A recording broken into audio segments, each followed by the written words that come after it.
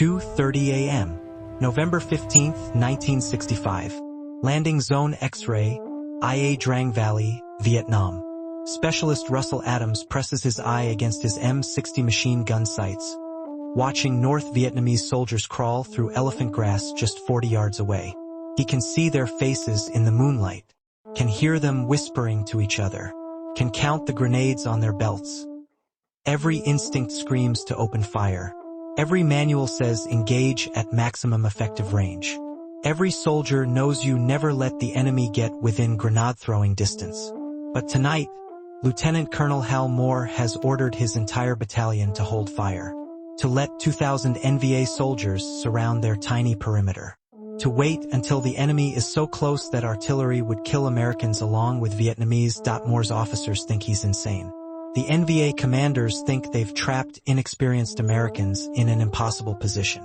What neither group understands is that Moore has turned this jungle clearing into a mathematical equation. Pre-registered artillery coordinates, interlocking fields of fire, and the willingness to let the enemy get close enough to kill with knives, because at that range, American firepower becomes absolutely devastating.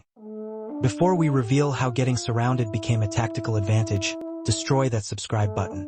Like and comment if close quarters combat terrifies you. This channel exposes tactics that defied death itself. Now let me show you why letting 2,000 enemies surround 450 soldiers was tactical genius. November 14, 1965, 10:48 a.m. Lieutenant Colonel Harold G. Moore watched his helicopters land at a small clearing the Army had designated Landing Zone X-ray, deep in Vietnam's Central Highlands. The clearing was barely 100 yards across, surrounded by elephant grass taller than a man, with dense jungle beyond. Intelligence suggested North Vietnamese forces were operating somewhere in the IA Drang Valley, but exact locations remained unknown. Moore's mission: find them, fix them, and destroy them using the new airmobile tactics the 1st Cavalry Division had been training for. Moore commanded the 1st Battalion, 7th Cavalry, 450 men who would be inserted by helicopter into what might be hostile territory. The helicopter assault was revolutionary. Previous wars required slow ground movement to close with the enemy. Now, American forces could leap directly into combat zones, bypassing enemy defenses and striking where least expected. But the doctrine was untested in large-scale combat. Moore and his men were about to provide the first real test. The first helicopters touched down at 10:48 a.m., disgorging Alpha Company under Captain Ramon Nadal. The landing was unopposed. No enemy fire.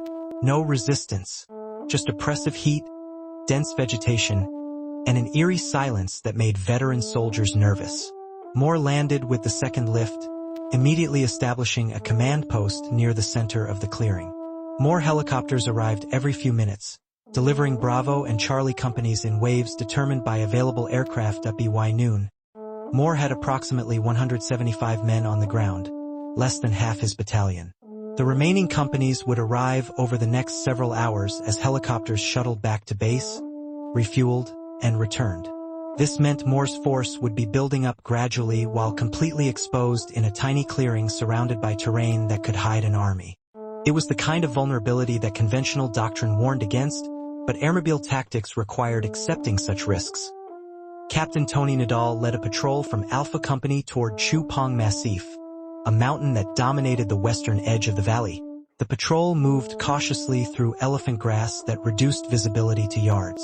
They were looking for signs of enemy presence, trails, equipment, anything that would indicate NVA forces were operating nearby.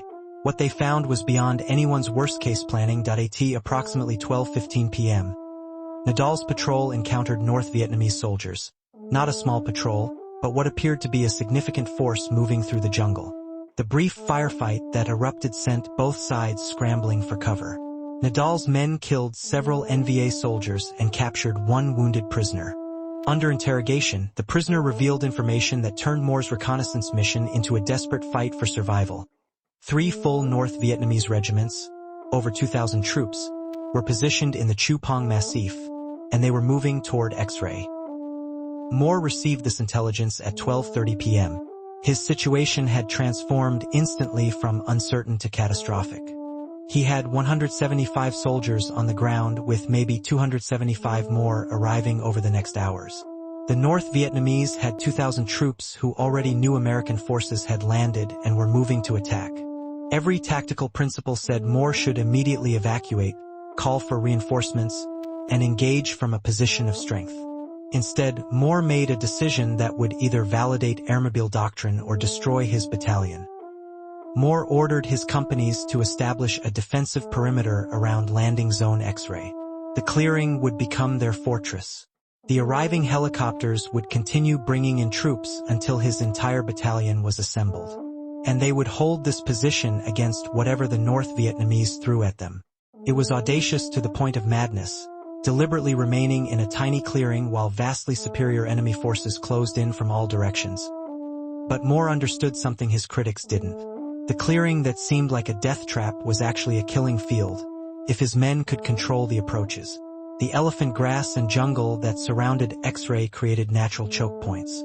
Enemy forces attacking through that vegetation would be channeled, their formations disrupted, their coordination compromised.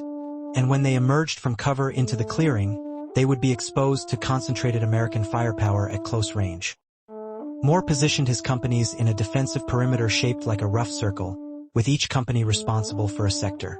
Alpha Company held the southern edge, closest to where the initial contact had occurred. Bravo Company took the northern sector. Charlie Company covered the east.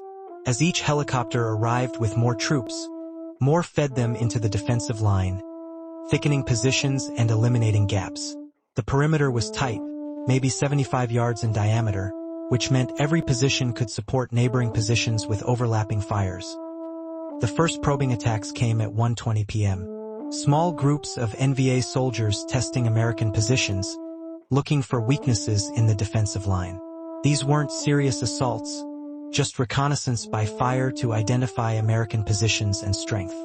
Moore's men held their fire discipline, engaging only when targets presented clear shots, refusing to reveal their full defensive strength to probing forces that would report back to NVA commanders.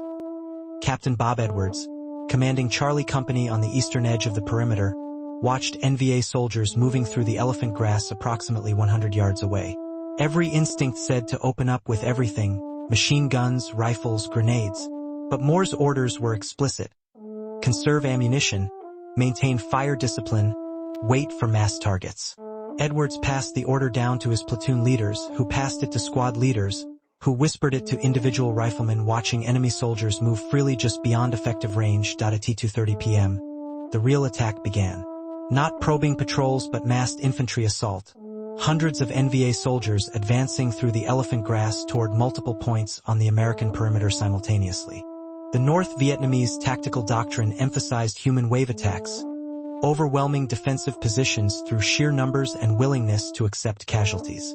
Against South Vietnamese forces, these tactics had proven devastatingly effective. Against isolated American positions with limited ammunition, NVA commanders believed the same tactics would work. Sergeant Ernie Savage, manning an M60 machine gun on Alpha Company's line, watched the elephant grass ripple as dozens of enemy soldiers moved through it toward his position. They were 80 yards away, then 60 yards, then 40 yards. The machine gun's maximum effective range was 1,100 yards. Savage could have opened fire at any point, but Moore's doctrine required waiting until targets were massed and exposed, where each burst would kill multiple attackers rather than scatter them into cover. At 30 yards, the NVA soldiers began rising from the grass, preparing to make their final rush into American positions. This was the moment Moore had been waiting for. The moment when enemy forces were committed to their assault, too close to retreat effectively, but not yet close enough to be in hand-to-hand combat. The moment when American firepower would achieve maximum devastation. Savage pressed his trigger. The M60 roared to life, its 600 rounds per minute cyclic rate cutting through the first wave of attackers like an invisible scythe. To Savage's left and right, other machine guns opened simultaneously, creating interlocking fields of fire that swept the entire approach. Riflemen with M16s joined in, their lightweight automatic rifles adding volume of fire that turned the elephant grass into a killing field. 30 yards, every bullet found targets. Every burst killed multiple soldiers bunched in assault formation. The North Vietnamese assault that should have overwhelmed the thin American line shattered against disciplined defensive fires. Soldiers who'd been advancing confidently moments before were suddenly scattered, dying, or desperately seeking cover that didn't exist in the flat clearing. But the NVA commanders, following their doctrine of accepting casualties to achieve breakthrough, committed more troops. Second wave. Third wave. Continuous pressure designed to exhaust American ammunition and overwhelm defensive positions through sheer persistence. Moore stood in the center of the perimeter, coordinating the defense with radios that connected him to every company commander, every artillery battery supporting his position, and every air asset within range. He could see the entire battle unfolding, where NVA pressure was building, where his line was weakening, where reinforcements were needed. And critically, he controlled artillery that could deliver devastating fires danger close to his own positions. Broken Arrow, Moore called on the radio at 3:15 p.m. The code phrase meant troops in contact, in danger of being overrun, requiring every available aircraft and artillery asset to divert to his position immediately. Within minutes, jets screamed overhead, dropping napalm canisters that exploded in sheets of flame through the elephant grass. Artillery shells from 105 mm howitzers miles away began impacting 50 yards beyond the perimeter, walking back and forth through areas where NVA forces were massing for renewed assaults. The combination of close-range defensive fires and danger-close artillery was unprecedented. Moore was calling artillery strikes so close to his own positions that regulation prohibited it. Shells were landing 50 yards away, close enough that fragments could hit American positions, close enough that slight targeting errors would kill friendlies. But Moore had calculated the mathematics. NVA forces attempting to assault his positions had to mass in the elephant grass just beyond the clearing. Artillery hitting that grass would devastate attacking forces before they could reach American lines. Captain Nadal, commanding Alpha Company on the southern edge where NVA pressure was heaviest, saw the artillery plan working in real time. NVA soldiers would mass in the grass 75 yards away, invisible to American riflemen but audible as commanders shouted orders and hundreds of men prepared to attack. Then artillery shells would impact directly into those massing areas, and the screams would replace the shouted orders. When the artillery lifted, any survivors attempting to continue the assault would emerge from cover directly into close-range machine gun and rifle fire. But the most terrifying aspect of Moore's defensive plan was the deliberate acceptance of close-quarters combat. At 4:30 p.m., a mass NVA assault broke through a weak point in Charlie Company's sector. Approximately 50 North Vietnamese soldiers made it into the American perimeter, too close for artillery, too close for air support, fighting with rifles, grenades, and bayonets in distances measured in feet rather than yards. This was the scenario every commander feared, hand-to-hand combat where American technological superiority meant nothing. Moore had prepared for exactly this contingency. He'd positioned his command post in the center of the perimeter specifically so he could see breakthroughs as they happened and react immediately. As NVA soldiers overran Charlie Company's positions, Moore ordered his reserve platoon, held back for exactly this purpose, to counterattack. Lieutenant Rick Rescorla led his men in a bayonet charge, yes, an actual bayonet charge in 1965, directly into the breach. The counterattack was brutal, personal, and decisive. Rescorla's men hit the NVA soldiers who'd penetrated the perimeter from the flank, using surprise and violence of action to drive them back. The fighting was savage, rifle butts, knives, grenades thrown at ranges where the thrower risked being caught in their own blast. But within 15 minutes, the breach was sealed. Dead NVA soldiers lay scattered throughout the formerly compromised position, and Charlie Company had re-established its defensive line. This pattern would repeat throughout the afternoon and into the night.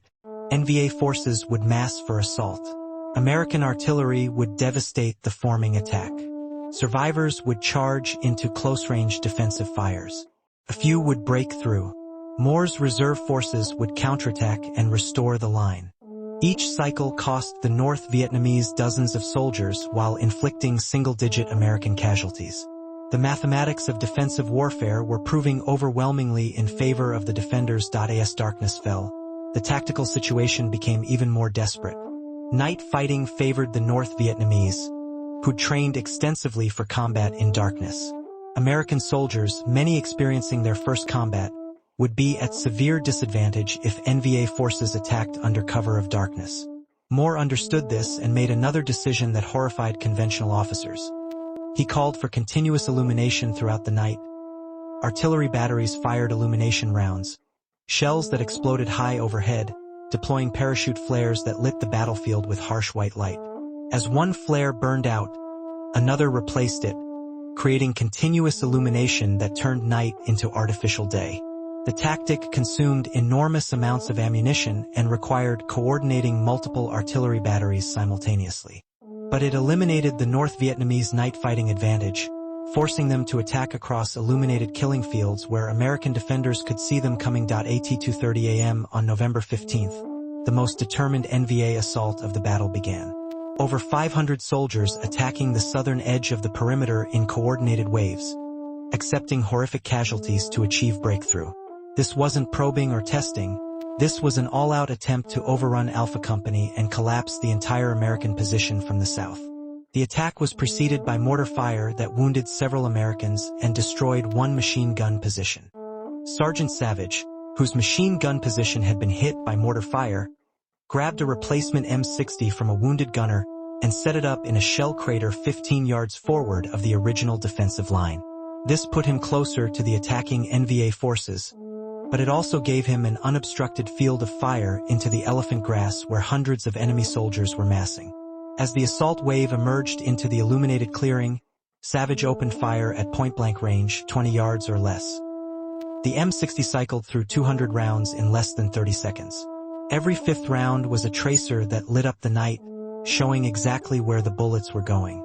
Savage watched attackers fall in clusters as his sustained fire swept back and forth across the assault formation. When his assistant gunner was killed by enemy fire, Savage continued operating the gun alone, changing barrels when they overheated, feeding new belts of ammunition while simultaneously firing and adjusting aim.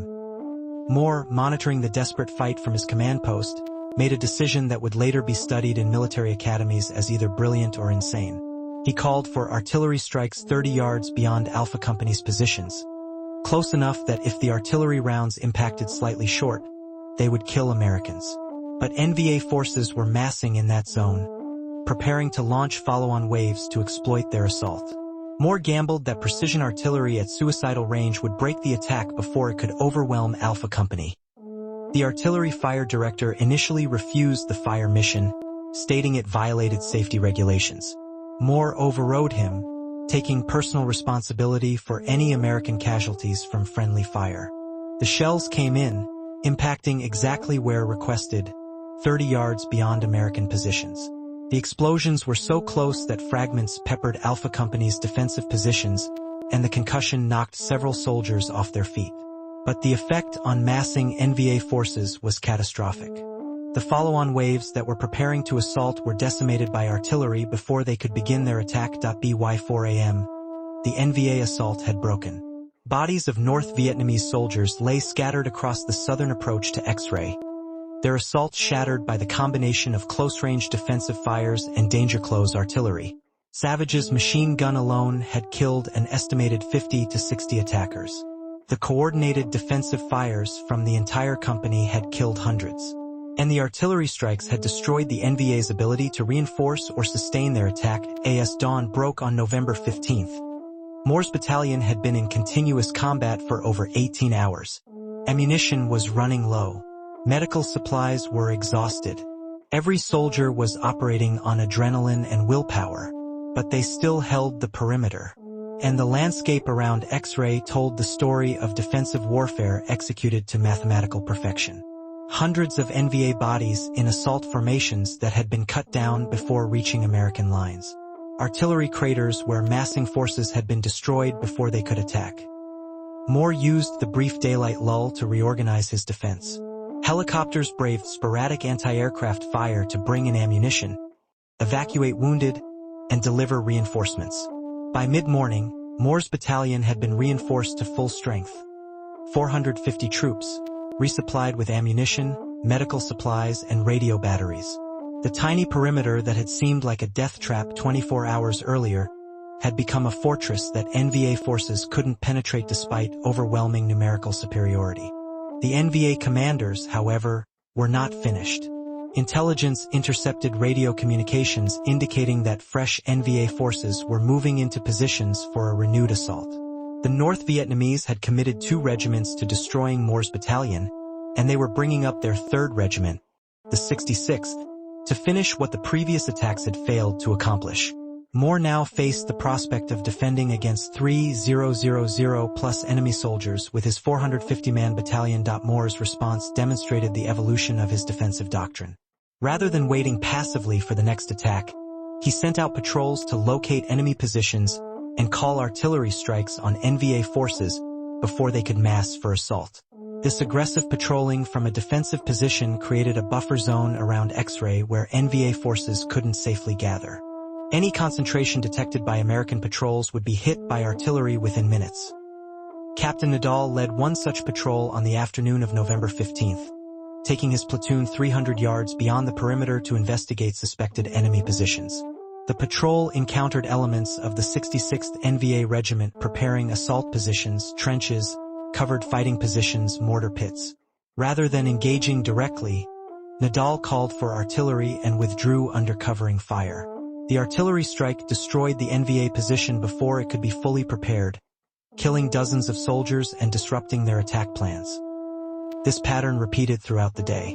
American patrols would locate NVA positions. Artillery would destroy them. The defensive perimeter remained secure while enemy forces attempting to mass for attack were systematically degraded. Moore had transformed static defense into an aggressive system where American forces dictated the terms of engagement despite being surrounded and outnumbered. The second night brought renewed large-scale assaults. This time, the NVA attacked from multiple directions simultaneously, attempting to prevent Moore from concentrating his defensive fires. At 10 p.m., over 300 NVA soldiers assaulted from the west while 200 more attacked from the north. Moore's defensive plan worked exactly as designed.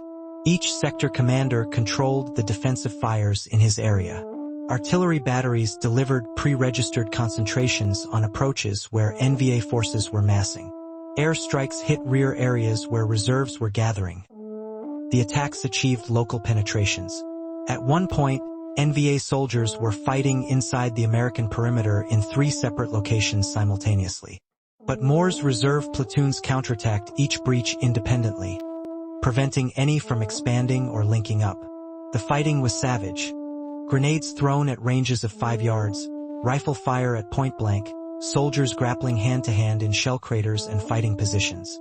But by midnight, all 3 breaches had been sealed and the defensive line restored.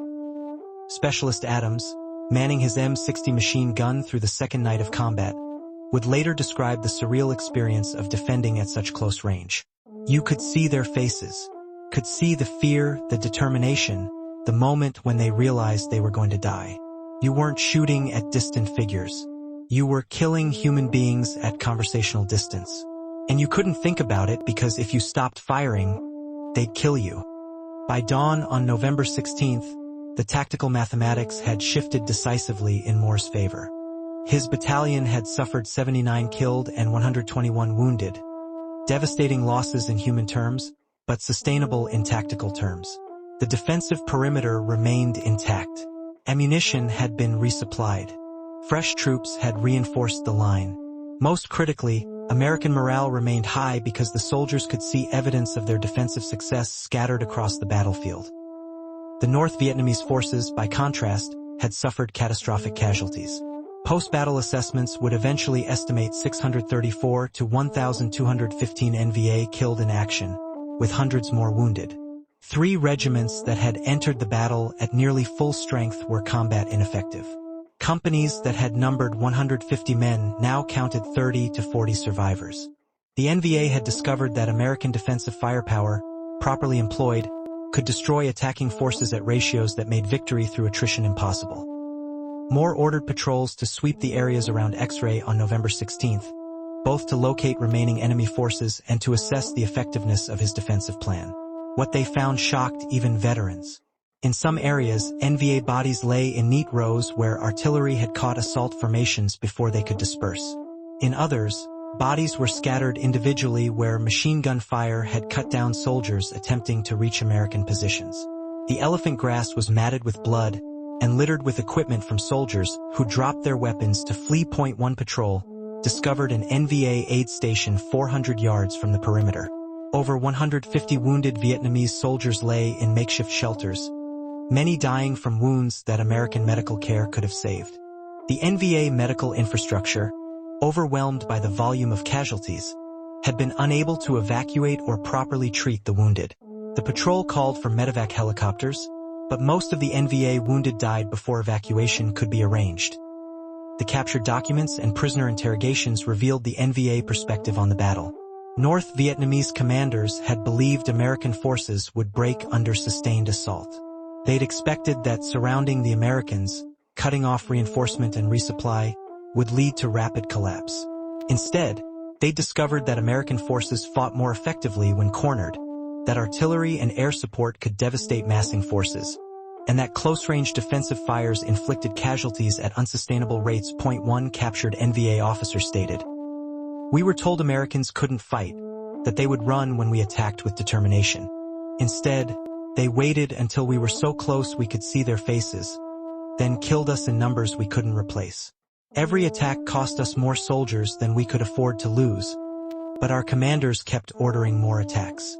By November 17th, the NVA forces had withdrawn from the Drang Valley. Moore's battalion was airlifted out of X-ray, having held the position for 72 hours against overwhelming odds. The battle had validated airmobile tactics, proven that American forces could fight successfully in close combat, and demonstrated that defensive warfare based on coordinated firepower could defeat numerically superior forces attempting human wave assaults. The strategic implications of landing zone X-ray extended far beyond the immediate tactical victory. Moore had proven that the new concept of airmobile warfare could work in sustained combat against a determined enemy. His battalion had been inserted by helicopter into hostile territory, surrounded by superior forces, and had not only survived but inflicted devastating casualties on the attackers. This validated the entire organizational structure and tactical doctrine of the 1st Cavalry Division. But the battle also revealed the brutal cost of the defensive doctrine Moore had employed. Allowing enemy forces to close to within 30 yards meant accepting that some attackers would reach American positions. Hand-to-hand combat was inevitable. Casualties from grenades thrown at point-blank range couldn't be prevented. The 79 Americans killed at X-ray had died largely because Moore's defensive plan required letting the enemy get dangerously close before unleashing maximum firepower. The question facing military planners after Drang was whether those casualties were acceptable given the results achieved. Moore's battalion had killed 10 to 15 NVA soldiers for every American lost. They'd rendered 3 enemy regiments combat ineffective. They'd proven that American forces could win decisive engagements despite being outnumbered. But they'd paid in blood for those achievements, and the families of the 79 dead soldiers would carry that cost forever. Sergeant Savage, whose actions during the night assaults had earned him the Distinguished Service Cross, reflected on the battle years later. "People ask if it was worth it. Worth losing friends, worth the nightmares, worth becoming the kind of person who could kill at close range without hesitation. I don't know. We won the battle. We proved Americans could fight. But we also proved that modern war requires accepting casualties that previous generations would have considered catastrophic." The North Vietnamese also learned critical lessons from Drang. They discovered that massing for large-scale assaults against American forces invited devastating artillery and airstrikes. Future NVA operations would emphasize avoiding large engagements, using ambush tactics, and fighting at times and places that negated American firepower advantages. The human wave assaults that had worked against South Vietnamese forces would never again be employed on such scale against American units. The Battle of Drang established patterns that would define the Vietnam War. American forces winning tactical engagements through superior firepower. Enemy forces accepting casualties that seemed unsustainable to Western military thinking. Questions about whether tactical victories achieved strategic objectives. The debate over whether destroying enemy units justified American casualties. All these themes emerged at X-ray and would dominate discussions of Vietnam for the next decade. Lieutenant Colonel Moore, promoted to colonel after the battle, would spend the rest of his career studying and teaching the lessons of Drang. He identified key factors that made his defensive success possible. Excellent small unit leadership, disciplined fire control, effective use of artillery and air support, aggressive counterattacks to seal breaches, and above all, soldiers willing to fight at ranges where they could see the faces of men they were killing. The psychological toll of close-range combat emerged as veterans returned home. Many soldiers who'd fought at X-ray suffered from what would later be recognized as PTSD, triggered by memories of combat at conversational distances. The clinical detachment possible when engaging distant targets disappeared when killing occurred at 20 yards. Soldiers had to process not just that they'd killed, but that they'd looked into the eyes of dying men and continued firing. The defensive tactics validated at X-ray became standard doctrine for American forces throughout Vietnam. Fire-based construction emphasized interlocking fields of fire. Artillery support was pre-registered around defensive perimeters. Reserve forces were maintained for immediate counterattack.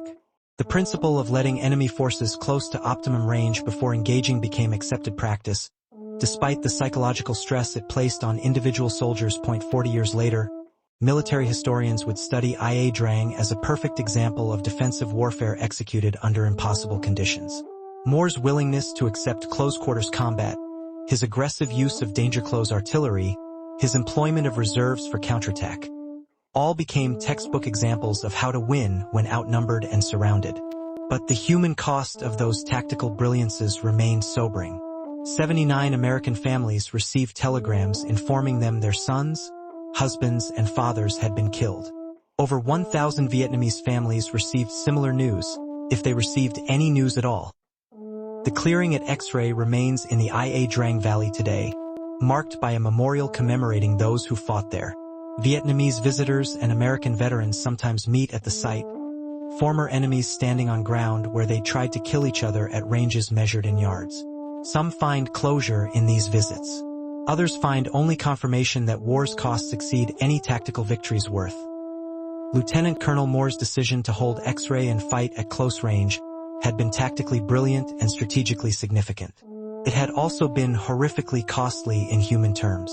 Perhaps that paradox, that the right tactical decision could produce both victory and trauma, defined not just the Battle of Ia Drang but the entire American experience in Vietnam. Sometimes letting your enemy get close enough to kill you is the only way to kill enough of them to survive. And sometimes surviving requires becoming someone you'd never have chosen to be.